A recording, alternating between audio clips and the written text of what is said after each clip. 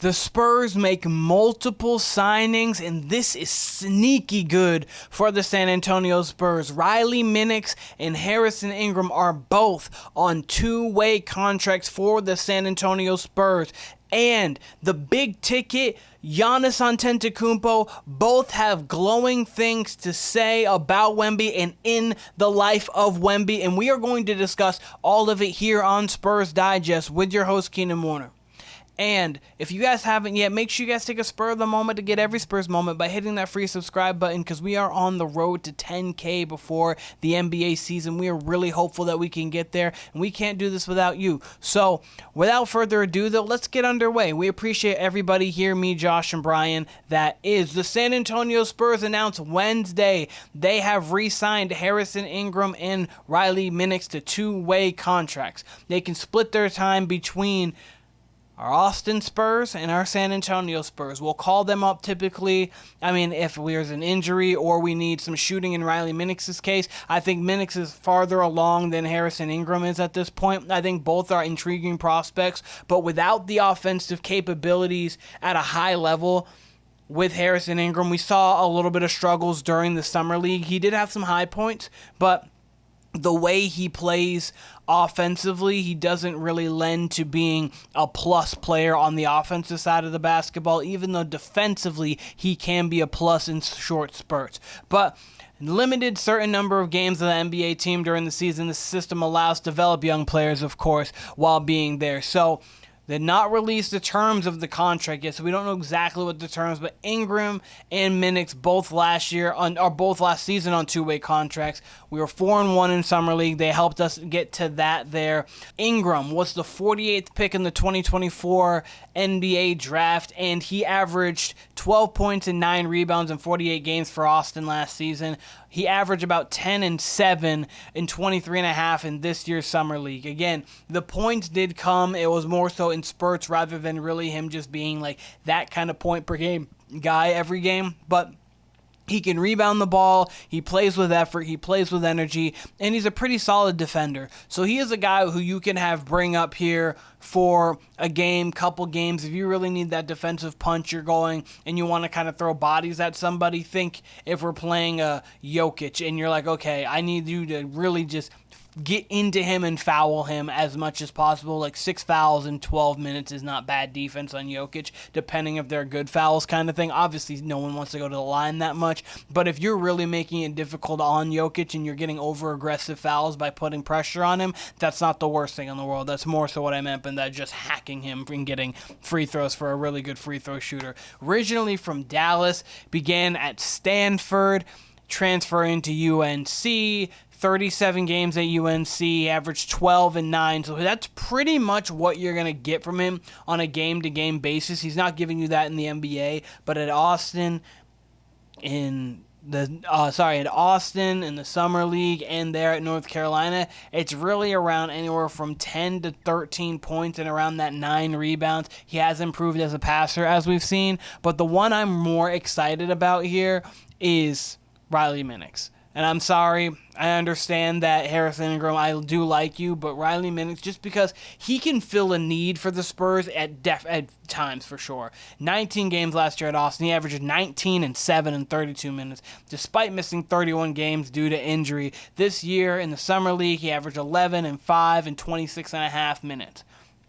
Riley Minix, low risk, kind of high reward kind of guy, because he's not going to be a guy that you need. Obviously, he's not a guy who really matters to the San Antonio Spurs like full success, but he is a guy if Kelly Olynyk does go down for a short period of time, if Luke Cornett might go down for a short period of time, you can just say, hey, Riley Minix, come into the game, and you can just let him shoot threes, help him space the floor, keep things spaced and organized for the San Antonio Spurs. He really has the capabilities of coming in here and doing that. He played 4 seasons at Southeastern State before, transferring to Morehead State, averaged 22 and 10 there. He's a guy who really can put up points, and he can get hot, and as shooters can, he can get hot in a hurry. He can get you on a 6-0 run himself by hitting back-to-back threes. He is actually pretty mobile for his for being his size. He's a pretty immobile player, so he can get down into these positions. I think that Minix is the guy that I really love for this two-way contract, because I believe we're actually going to utilize his two-way portion of the contract in him coming to San Antonio and also him staying in Austin, comparatively to Harrison Ingram, where I believe Harrison Ingram is going to be more on the we're going to stay in Austin side rather than he's going to be coming to the San Antonio Spurs. But from that, actually, hold on first. But before we get into this photo, let me know what you guys think about Riley Minix, what you think about Harrison Ingram. Do you think they're going to matter for the San Antonio Spurs scene in 2026? Or do you think they're just guys who are there just as pure insurance? I think that Riley Minix actually could have a little bit of a play in the San Antonio Spurs in 2026. Let me know what you guys think. But as I showed here, back to it. Kevin Garnett. Ooh, boy. He shaved his hair. He was with the monks. He's getting better. He's healthy. He's working out. And then he's like, yo, let me get this KG guy. And KG's like, yeah, absolutely would love to. He is working out with KG. And maybe this doesn't feel big to you guys. This is big to me, because this guy, this Hall of Famer, yeah, no, he is for real one of the greater defensive players that we have ever seen. He came straight out of high school, and he puts an 18 and 10 for a career on 50% shooting. And if you don't know about KG, you're going to know here soon. Hall of Famer, 15-time All-Star, 9-time All-NBA, 12-time All-Defense, 03-04 MVP. Got that Minnesota Timberwolves team to the Western Conference Finals that year. Actually, fun fact, he won MVP that year and never had a game scoring 40 or more. Kind of weird, because you expect all your MVPs to be in high standing, but that was just how the league was. It wasn't a high-scoring league at that point. That's the same year that the Lakers lost to the Pistons in the NBA Finals in 5. That was a whole mess of a year in 03-04 for the Lakers. But a fun year. He's part of the 75 all-time team. 07-08 Defensive Player of the year the Boston Celtics went on and won the championship. I mean, this guy is just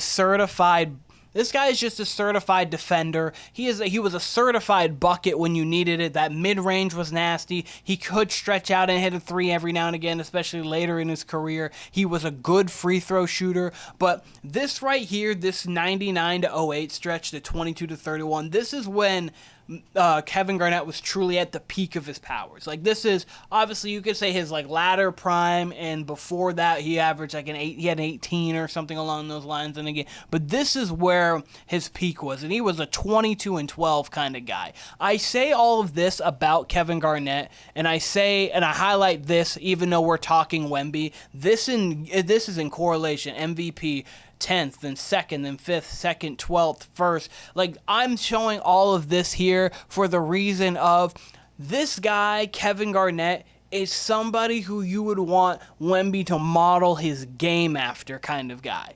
Like, that's the type of player with a little bit more nuance of adding that kind of Kevin Durant-ish style. But Kevin Garnett was going to get you on the block, going to give you the shoulder, going to hit you with the mid-range, aggressive as all can be, going to get in your face, athletic defensively. He was one of the really first freak athletes when it came to one of the bigger 6'10", 6'11" freak athletes, because obviously if you go back, you have like Elgin Baylor, who was still a freak athlete for that time, Wilt Chamberlain, of course, and you go way on. But like, he was one of those first kind of hybrid freak athletes, the Anthony Davis molds, the Giannis molds. That was Kevin Garnett, and that is what I think he can instill in Wemby and get that even more tenacious Wemby. He's already a super great competitor. He's already a great asset to this team, of course, but you get a superstar like that who can really teach you a lot of defensive things, because his IQ is up there.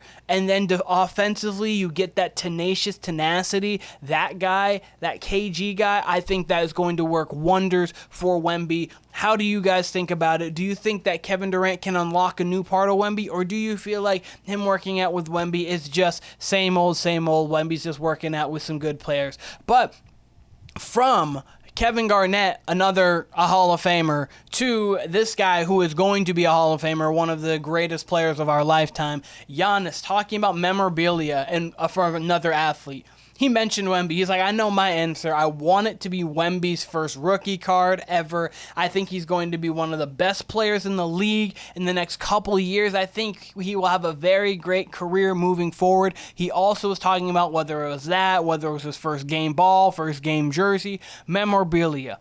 So Giannis is like, out of anybody who's ever played the game of basketball in any sport or anything, the person he would want, the Hall of Famer, future Hall of Famer, the all-time great he would want is Wemby. That is crazy. And then he even went on to say this, which I thought was almost as crazy, if not even more. He was talking about, guys, you got to go with Wemby, Steph, LeBron, MJ. Those are great investments. Yeah, they are great investments. And he just lumped Victor Wembanyama and with 3 of the top 10 greatest players to ever play basketball. Between all of them, that is 14 championships, 12 MVPs, like between all our 11 MVPs, between all of them. Those are them. He is putting Wemby in the conversation with them. He didn't even mention players like Jokic or Luka, it was that guy. He mentioned that guy. And I just thought that coming from Giannis was such a great thing to hear and see. Obviously, you have the foreign connection. Obviously Wemby, France, Giannis, Greece. So it's not in the same area, but that European connection. So you have that there with Giannis and with Wemby. But at the same time, I think Giannis looks at him and says, "Oh, he has some me in him, but he also can shoot. He also has a little more handle than I do. He still has room to grow and fill out. Oh, okay, this guy's a freak. Yeah, I'm the Greek freak, but that's an alien. Yeah, you're right." And I couldn't be more excited to hear that. When I read that and when I heard his comments, I was just through the roof, because that is just a crazy to put him in that conversation with, and that's how I feel internally, and I want to know if that's how you guys feel internally as well. Wemby is really going to be one of them. If you don't think that he's going to be one of them, or that doesn't mean anything, you let me know. Tell me I'm being crazy, and that's perfectly fine. I don't mind being crazy. But I just think that Giannis, one of the all-time greats, saying that about Wemby and putting him in the conversation with 3 of the top 10 guys ever to ever play a game of basketball, 3 of the 5 or 6 probably 3 of the 10, I'll say, just so no argument, most influential players to ever play the game of basketball. I just thought that was very meaningful, coming from an all-time great. But that will do it for Spurs Digest here with Keenan Warner. If you did get to this point, if you did hear me go on and on about random things and you actually enjoyed it, hit that subscribe button down low so you don't miss all the great content we got going forward. Josh and I are planning on going live very, very soon, so stay on the lookout for that on the Spurs Digest Twitter page and on the Spurs Digest YouTube feed there. But that will do it here. Keenan Warner, Spurs Digest. Appreciate you guys, and we'll see you guys very soon.